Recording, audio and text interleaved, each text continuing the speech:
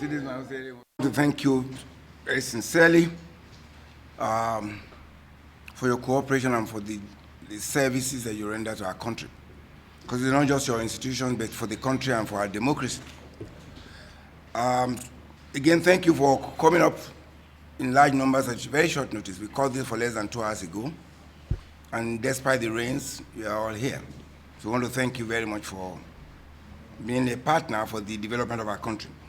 I call you again this evening now for a press conference on the public anxiety over alleged plots by the APC to influence the outcome of the petition before the Presidential Election Petition Tribunal that is starting tomorrow.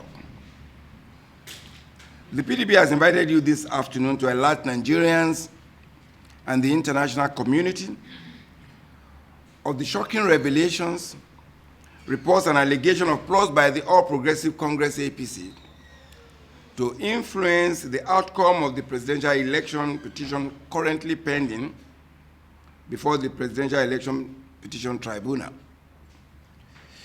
The PDP also alerts of recent intimidation, harassment, threats, and vicious attack by APC leaders against Nigerian youths and eminent Nigerian personalities for speaking out against APC's planned move to install a government that does not enjoy the mandate of majority of Nigerians as expressed at the polling units. The alleged planned onslaught by APC leaders on eminent Nigerians and our democratic institutions, including the judiciary, stems from APC's apprehension, given the weight of evidence against it, as well as the continuing refusal by majority of Nigerians to accept the outcome of the flawed presidential election. There are apprehensions in the public space having regards to the reputation of certain individuals within the highest level of the APC who have demonstrated capacity and proclivity to compromise democratic institutions in our country.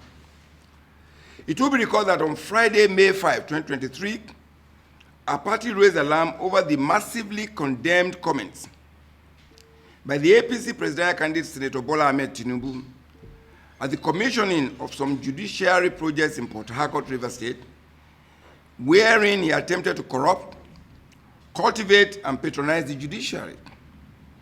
More alarming are allegations in the public space of attempts by certain APC leaders to compromise the judiciary with heavy financial inducement and to orchestrate trump-up allegations of impropriety against judicial officers. The PDP calls on the APC and its leaders to immediately come clean and publicly address Nigerians and the world on these disturbing allegations and revelations which are already in the public domain.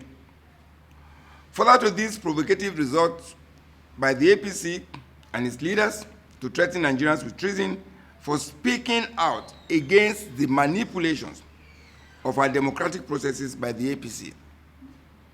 For emphasis, majority of Nigerians are insisting on the review of the February 25, 2023 presidential election because it was marred by widespread manipulations, open alteration of genuine results from the polling units, allocation of fictitious figures to the APC, and brazen violation of the provisions of the Constitution of the Federal Republic of Nigeria 1999 as amended, the Electoral Act 2022, as well as INEC manual and guideline by INEC itself in its declaration of a winner of the election. The bizarre response by INEC, which is an umpire that ought to be independent, to the petition of the PDP and our candidate Atiku Abubakar, requesting for the dismissal of our petition is further evidence of the complicity, corruption, and compromise of INEC by the APC. I need to emphasize here, INEC in its response to our petition actually went to the fray as a party. They're supposed to be independent, they are an arbiter, but going ahead to say dismiss the petition It's like akin to a football match where a referee has blown a penalty and is subject to a VAR review, and the referee is saying, don't mind the people complaining. It's a goal because I've blown so. That's what INEC is trying to do. It is instructive for INEC and the APC to note that the tribunal hearing is part of the electoral process.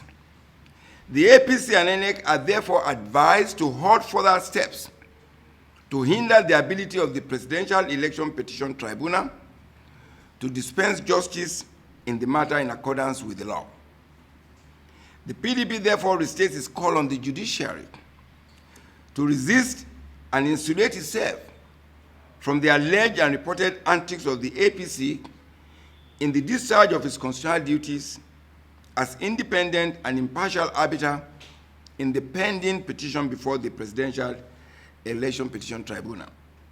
It is imperative to say that the reckless violation by INEC of the Constitution of the Federal Republic of Nigeria 1999 as amended, the Electoral Act 2022, INEC guidelines and manual in the 2023 presidential election portend grave consequences to our country and political stability as a country.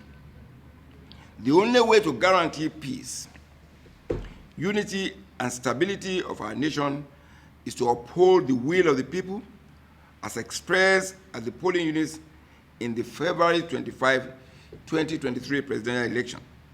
And the PDP is confident in the ability of the judiciary to decide its constitutional duties in this regard independently. I thank you very much for listening.